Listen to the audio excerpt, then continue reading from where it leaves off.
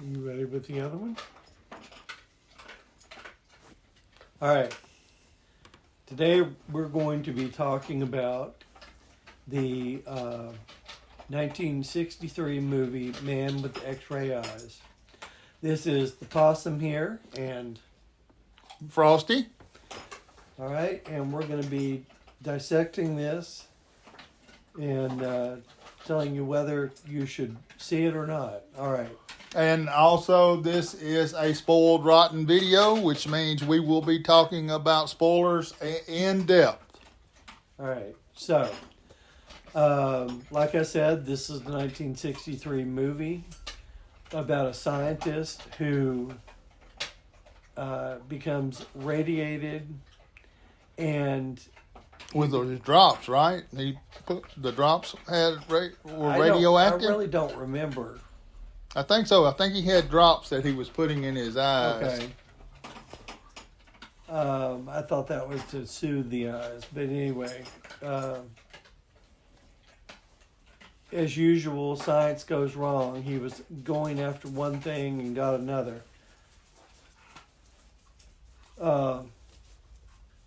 This movie stars Ray Milland, and it had a very shocking ending in that his vision becomes increasingly more and more able to see through people, see people's bones, see through their clothes, which is not that titillating.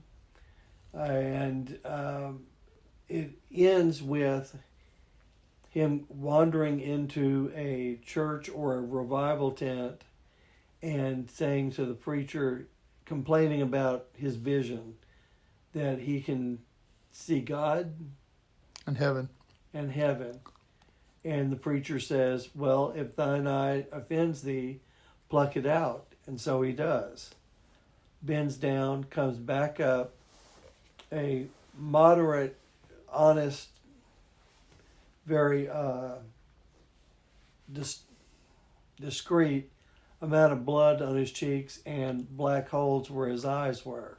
And that was a jump scare, too, Yeah. when they showed that part of it. And The only jump scare in the movie, I believe. I remember seeing this one afternoon when I was with my cousin, and it scared him so badly that he had a nightmare that night about a man that had X-ray eyes, and he touched something and it shorted his eyes out like a plug. I remember him waking me up screaming and telling me, wake up, I had a bad dream. I don't care. He was, no, I need to tell you this. And he told me this story, and we had about a 30-minute discussion about his dream and me getting him calmed down. And he was a year older than me. So, did this movie happen to scare you? Yes, as a matter of fact, I was home alone, and I was probably around 7 or 8 years of age. And every afternoon, it's not like it is today. You only got to watch cartoons from like 3:30 to 4 o'clock. Mm-hmm. But on Fridays, they had like the Sci-Fi Theater or something like that. I don't remember what the name of it was, but this was a movie that had come on. And I remember distinctly how irritated I was because there was only two things that really messed up your afternoon cartoons. One was if the president was on. Now, there was a comedian made a joke about that.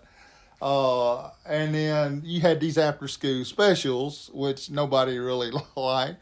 And that's what I thought it was. But once I started watching it, when it comes to the point in which I don't remember exactly how he does it, but he lowers his hand or something, and you see those black eyes. I guess those were like contact lenses. I mean, I got up off the floor and I started hunting for a safe spot to get.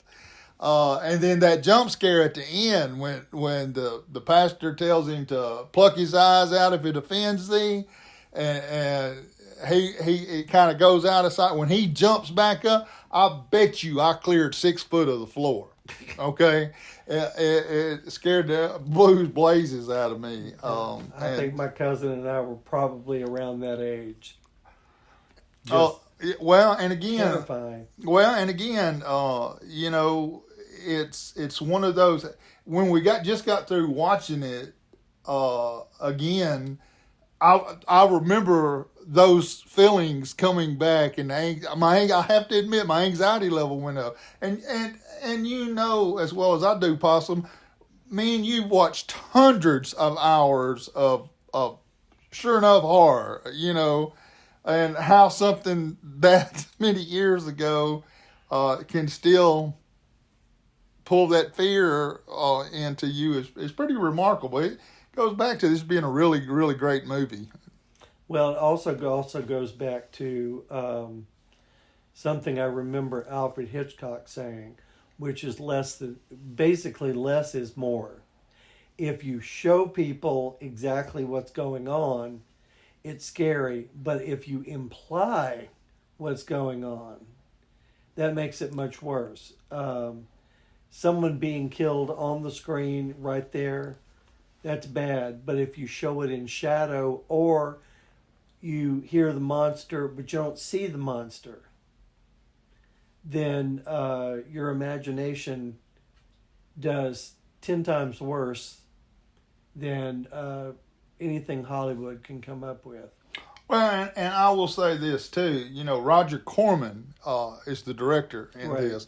And Roger Corman did lots and lots of movies, gory movies. I remember one, I can't remember the name of it. I have a guess, but I don't want to say it and show my ignorance. But I remember he started one off, and the whole screen for like the whole time he was doing the intro was just blood flowing all over the screen. It wasn't actually blood, but it's swirling blood. I know it was a Vincent Price one, I believe, that he had done, but again, he is a remarkable director. What generally, and those 2 points were the main ones that scared me, but it was because I was trying to see what he was seeing. And then it just, you know, it kind of jumped at me. At least that one at the end. Mm-hmm. The other one was the first time I had ever seen black eyes on anyone. So he definitely. I agree with what you're saying. You don't have to see everything. Your imagination is a powerful tool for a good director. Well, in the X-ray, when they showed you what he was seeing, it was blurry and strange, and I remember sitting here thinking, I wonder if we had 3D glasses. Of course, you'd have to put them on, take them off, put them on, take them off, if you could see that. But it was blurry and rather strange. And I will, you know, also comparing this movie to a lot of the other movies. You know, to me, it was laying a lot of groundwork that we even that's even utilized today. Mm-hmm. You know, the technology was. I mean, basically, there was. I'm sure there were special effects that I can't recognize in there, but compared to what you see today, was very little. And again, like I say, the biggest special effect to me was those, and I'm assuming that's what they were, was contact lenses. Could have been.